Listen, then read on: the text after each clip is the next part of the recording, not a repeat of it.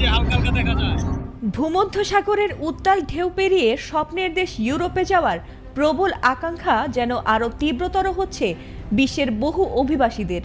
দালালের হাত ধরে সাগরের অনিশ্চিত পথে ইউরোপ যাওয়া অমানবিক আর কষ্টসাধ্য হলেও দিন দিন যেন এই রুটই বেশ জনপ্রিয় হয়ে উঠেছে। তবে সবচেয়ে অবাক করা বিষয় হলো যে সাগর পাড়ি দিয়ে ইতালি পৌঁছানো অভিবাসীদের তালিকায় শীর্ষে রয়েছে বাংলাদেশিরা। জানা গেছে এখন পর্যন্ত সাগরপথে ইতালিতে পৌঁছানো অভিবাসীদের তালিকায় শীর্ষে রয়েছেন বাংলাদেশিরা। ইতালির স্বরাষ্ট্র মন্ত্রণালয়ের সবশেষ তথ্য বলছে, চলতি বছরের জানুয়ারি থেকে 17 অক্টোবর পর্যন্ত 16,552 জন বাংলাদেশি প্রাণের ঝুঁকি নিয়ে ভূমধ্যসাগর পাড়ি দিয়ে পৌঁছেছেন ইতালির উপকূলে। অন্যদিকে একই সময়ের 7,690 জন নিয়ে দ্বিতীয় স্থানে আছে মিশর এবং